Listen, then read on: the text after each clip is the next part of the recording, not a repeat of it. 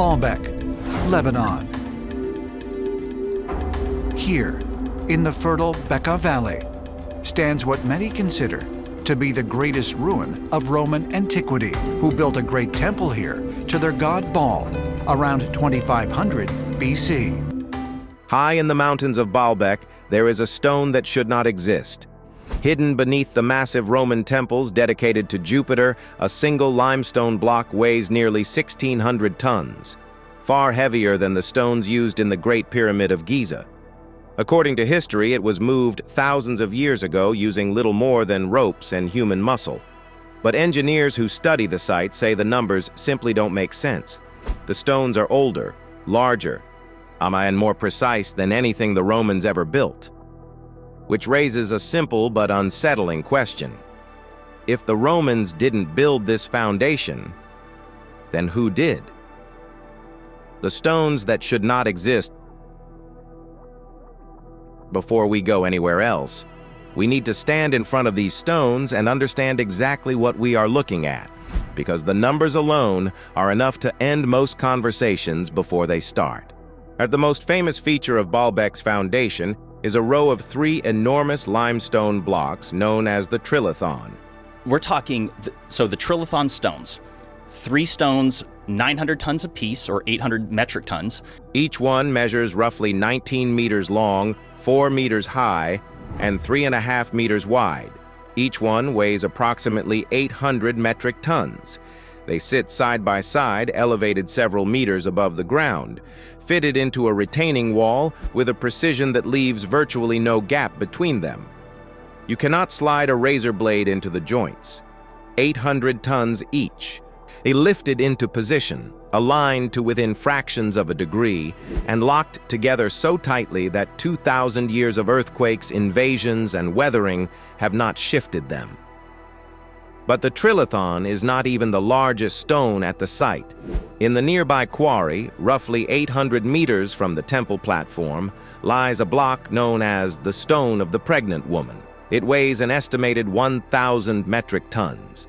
The huge stone called the Stone of the Pregnant Woman. Why it's called that, I have no idea, but its weight has been estimated at 1,200 tons. It was fully quarried, meaning it was cut free from the bedrock on all sides, shaped into a precise rectangular form, and then abandoned in place.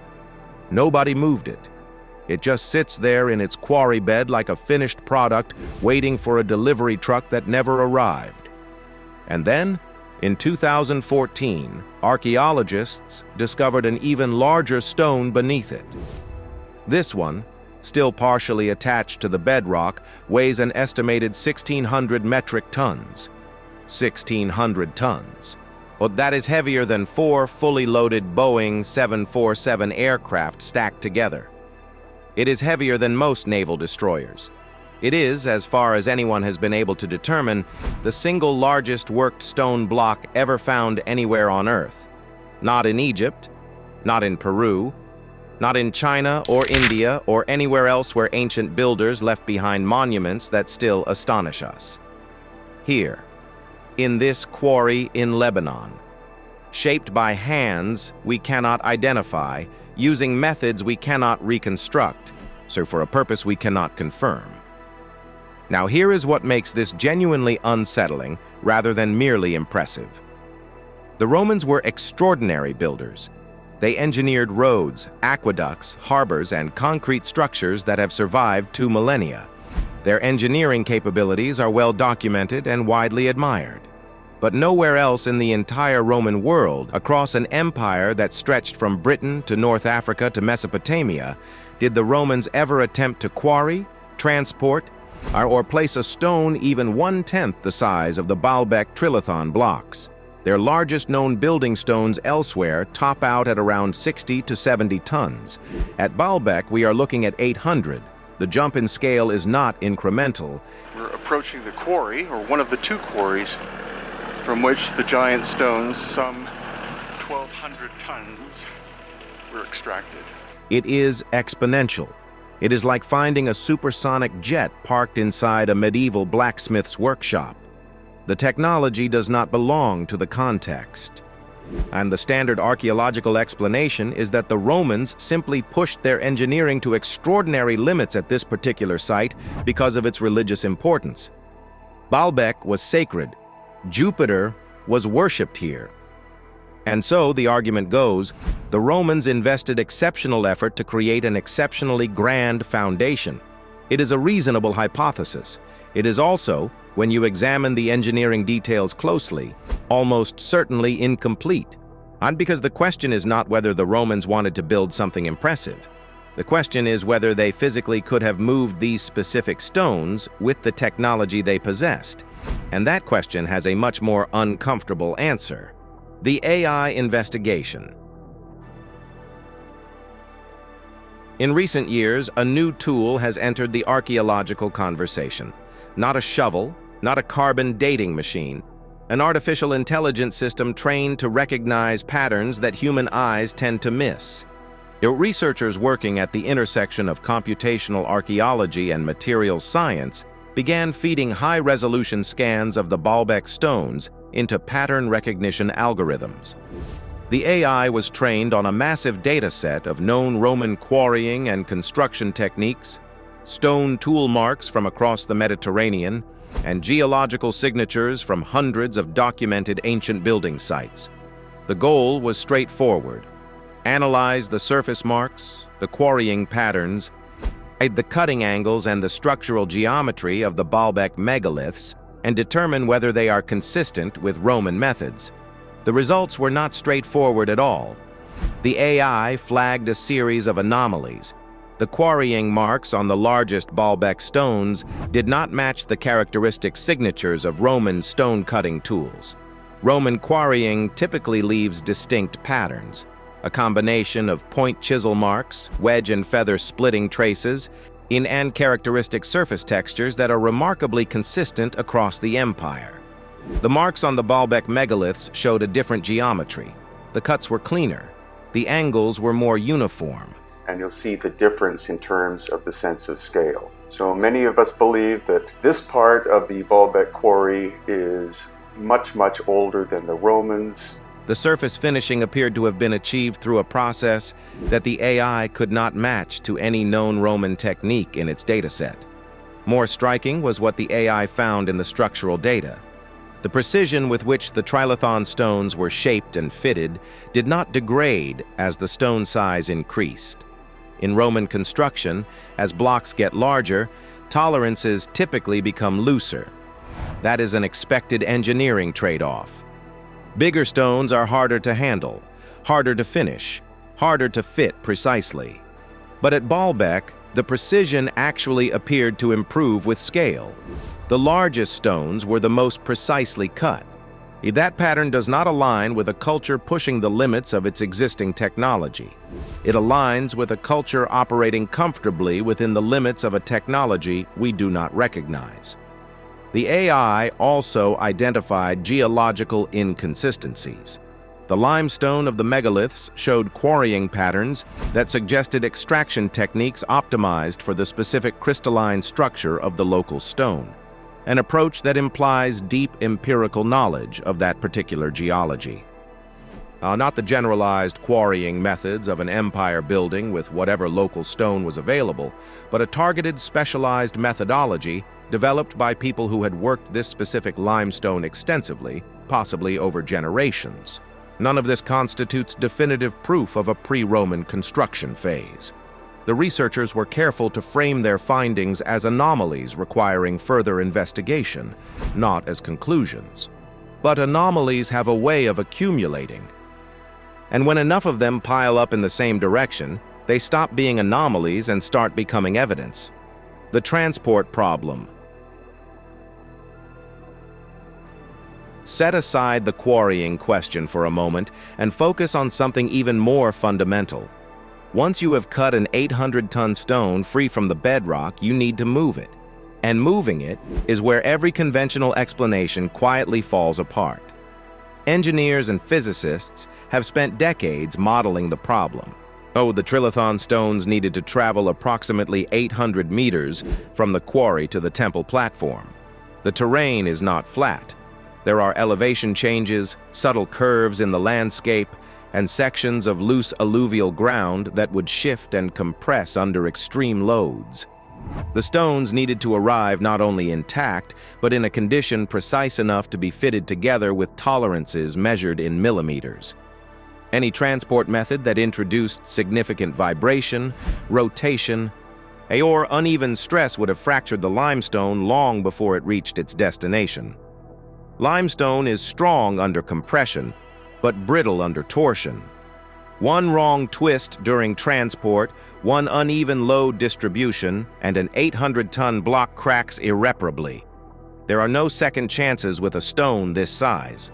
You get it right, or you start over with a decade of quarrying. The most commonly proposed ancient transport methods are wooden rollers, sledges on lubricated tracks, and massive coordinated human labor forces pulling with ropes. All three have been tested in simulation, and all three encounter the same fundamental problem: friction. An 800-ton block of limestone sitting on wooden rollers generates so much downward force per contact point that the rollers themselves would be crushed to splinters under the load. The wood simply cannot bear the concentrated pressure. Cedar, oak, sycamore, it does not matter. The compressive strength of timber fails catastrophically under loads of this magnitude. Sledges on lubricated tracks fare somewhat better in theory, but the sheer surface area of the stone-to-ground contact zone means the lubricant, whether water, animal fat, or wet clay, would need to be continuously and uniformly replenished along the entire 800-meter route, and even then, the force required to initiate movement from a dead standstill is staggering. Getting 800 tons moving from rest is exponentially harder than keeping it moving once started. That initial breakaway force is where every simulation hits a wall. How staggering. Simulations estimate that moving a single trilithon stone on a lubricated sledge would require a sustained pulling force equivalent to roughly 40,000 human laborers working in perfect coordination, 40,000 people pulling on ropes attached to a single stone. That is not a work crew. That is a small city. And the physical logistics of organizing 40,000 people to pull in the same direction, at the same time, with sufficient coordination to prevent the stone from rotating or tilting, are so extreme that most engineers who study the problem consider it functionally impossible. You simply cannot transmit a coherent force through that many rope connections to a single rigid object without catastrophic inefficiency. The 1,600-ton stone in the quarry presents an even more daunting scenario. If it was intended to be moved and placed like the trilithon blocks, the required labor force under conventional methods would approach 80,000 synchronized individuals. At that point, the numbers stop being engineering estimates and start being absurdities. The entire population of most ancient cities was smaller than the workforce needed to move a single stone. Some researchers have proposed that the stones were moved using a technology we have not yet identified. Not alien technology, not magic, not interdimensional portals or levitation beams. A terrestrial, human-developed engineering method that has been lost. Lost the way the formula for Roman concrete was lost for over 1,000 years. Lost the way Greek fire was lost. Lost the way countless practical technologies have been lost when the cultures that created them were destroyed by war, famine, climate change, or simple neglect. Perhaps a system of counterweights, hydraulic leverage, or resonance-based displacement that exploited the physical properties of the stone and the terrain in ways we have not yet reconstructed.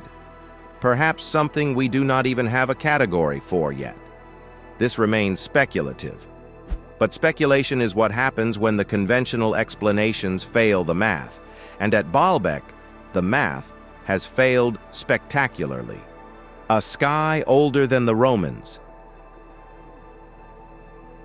If the stones themselves raise questions about who built the foundation, the sky above Baalbek raises questions about when. And this is where the investigation takes a turn that even the skeptics find difficult to dismiss, because the evidence does not come from legend or speculation. It comes from mathematics, from the predictable, measurable, verifiable mechanics of how our planet moves through space. And archaeoastronomers studying the orientation of the Baalbek platform have noted something that does not fit the Roman timeline. The main axis of the temple complex aligns with specific astronomical events, solstice positions, equinox sunrise points, and the rising positions of particular stars along the horizon. This in itself is not unusual. Many ancient temples were astronomically aligned.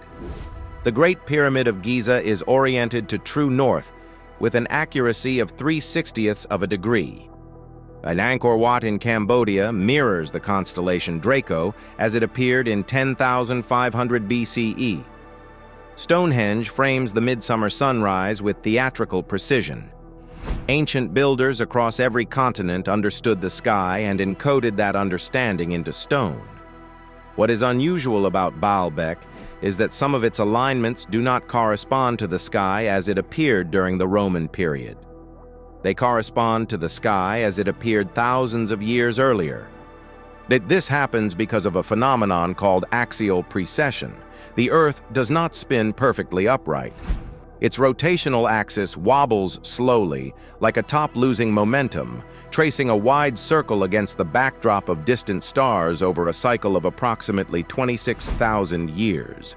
This wobble causes the positions of stars relative to the horizon to shift gradually over millennia. A temple oriented to the rising point of a specific star in 2000 BCE would no longer align with that star by the time of the Roman Empire, because the star's apparent position would have drifted. The shift is small enough to be invisible within a single human lifetime, but large enough to be unmistakable across millennia. And it is entirely predictable. You can calculate it forward or backward with precision. It is not a matter of opinion. It is geometry. By working backward from the current alignments at Baalbek, It would place the construction of Göbekli Tepe to a time when mainstream scholars suggest humans were roaming the Earth as hunter-gatherers. researchers have proposed dates that push the original orientation of the platform back to between 7,000 and 10,000 years before the present.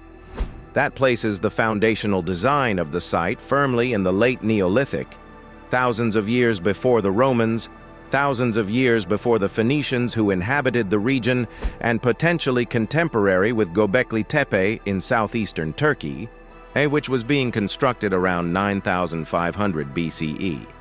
If this dating is accurate, then the platform at Baalbek was not designed by any civilization that mainstream archaeology currently credits with the ability to quarry and transport megaliths weighing hundreds of tons.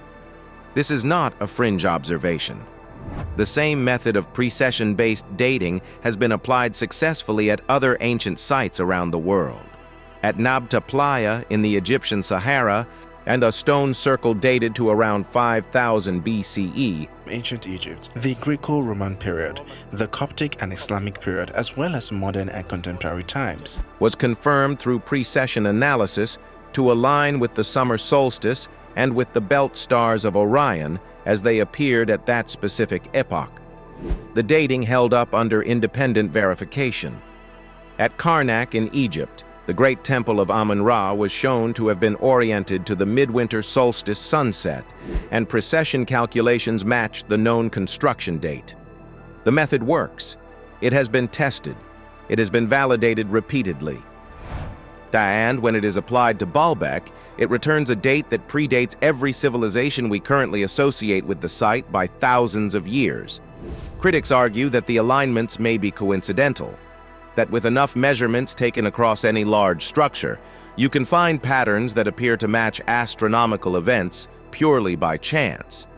This is a fair objection, and one that deserves honest consideration. But the alignments at Baalbek are not random scatter. They are systematic. They are consistent across multiple axes of the platform, and they cluster around a specific date range rather than distributing evenly across the precession cycle. When data organizes itself this cleanly, coincidence becomes an increasingly difficult argument to sustain. The sky does not lie. It does not negotiate with theories. It simply records what was pointed at it and when.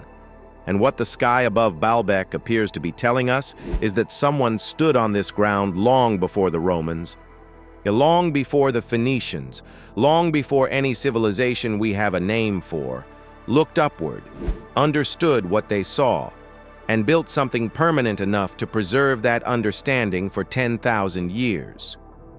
The question is no longer whether they existed. The question is what else they knew that we have not yet rediscovered. A forgotten engineering network. Baalbek does not exist in isolation, and this may be the most important part of the entire investigation. Across the ancient world, separated by thousands of kilometers and thousands of years of conventional chronology, a pattern repeats. Monumental stone structures of extraordinary precision, built with megaliths far exceeding the supposed technological capabilities of their officially attributed cultures, appear at sites that share a cluster of common characteristics: precise astronomical orientation, advanced knowledge of local geology, deconstruction methods that leave modern engineers unable to produce satisfactory explanations. Göbekli Tepe in southeastern Turkey, dated to approximately 9,500 BCE, features elaborately carved stone pillars weighing up to 20 tons, erected by people who, according to the conventional timeline, had not yet invented agriculture. They were hunter-gatherers. They had no metal tools. They had no draft animals. They had no wheels. Yet they built a complex of monumental stone enclosures with precise geometric layouts and sophisticated artistic programs featuring detailed animal carvings that suggest a level of social organization and technical knowledge far beyond what the textbooks attribute to that era. The site was deliberately buried after its construction, carefully and intentionally, as if its builders sealed it for preservation, as if they knew the knowledge it represented needed to survive, even if they themselves would not. When it was excavated in the 1990s, it rewrote the timeline of monumental architecture overnight. The question it raised has never been satisfactorily answered. Where did these people learn to do this? Who taught them? And what happened to the teachers? Nabta Playa in the Egyptian Sahara, dated to around 5000 BCE, features a stone circle aligned to the summer solstice and stellar positions with a precision that predates Stonehenge by 1,000 years. The 6-ton iconic altar stone at the heart of Stonehenge originated from northeastern Scotland rather than southwest Wales. The site sits in what is now barren desert, but was once a seasonal lake basin. The people who built it understood the sky well enough to encode astronomical data into stone arrangements that can still be read today, 7,000 years later. The engineering is modest compared to Baalbek, but the astronomical knowledge is not modest at all. It is exactly the kind of foundational sky mapping capability that would be necessary before anyone could orient a massive stone platform to match specific stellar positions. The megalithic temples of Malta, dated to between 3,600 and 2,500 BCE, present another piece of the pattern. These are the oldest known freestanding stone structures in the world, predating the Egyptian pyramids by a millennium. The temple at Hagar Kim features stones weighing up to 20 tons, shaped and positioned with remarkable care, oriented to equinox sunrise with a precision that channels a beam of light through a specific doorway on exactly 2 days per year. The builders left no written records. Their culture vanished, seemingly without successors. But the stones remain, and the knowledge encoded in their orientation remains legible. Taken individually, and each of these sites can be explained as an isolated achievement by a particularly gifted local culture. Göbekli Tepe was just an unusually ambitious group of hunter-gatherers. Nabta Playa was a fluke of observational genius in the desert. Malta was an island culture that happened to figure out how to stack big rocks. Taken together, though, a different picture begins to emerge. A picture of knowledge that appears in multiple locations, at multiple times, and with common characteristics that suggest not independent invention, but transmission.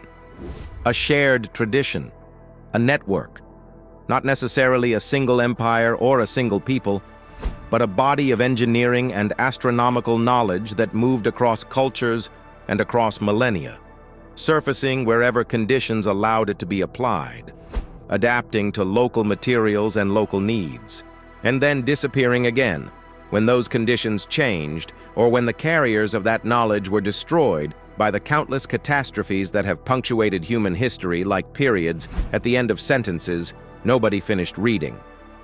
Baalbek may be the largest surviving expression of this tradition, the place where the knowledge was applied at its most ambitious scale, the monument that pushed the technology to its absolute limit, producing stones so large that they could not be moved once cut, as if the builders were reaching for a threshold they ultimately could not cross.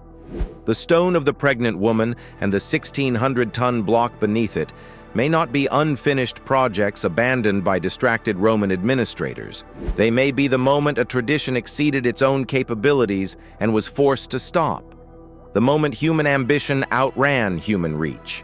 Not a failure of will, but a limit of physics.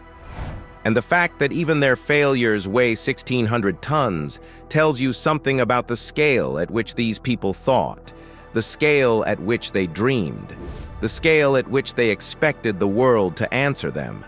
Night falls over Baalbek. The crowds leave. The cameras power down. But the stones remain, silent, immovable, and still refusing to explain themselves. Long before the temples of Antoninus Pius and the glory of the Roman Empire reached this valley, someone carved, moved, and placed blocks so large that even today they challenge our assumptions about the ancient world. The Trilithon of Baalbek is not just architecture. It's a message written in stone, a message from builders whose names are gone, whose methods are lost, but whose work still stands. And every year we study them, measure them, argue about them. Yet the central mystery refuses to move. And because if a forgotten chapter of human knowledge once existed, powerful enough to shape mountains into monuments, then Baalbek may not be the end of the story. It may be the first clue. So the real question isn't whether these stones can be explained. The real question is this: if the past was capable of something this extraordinary, what else has history forgotten?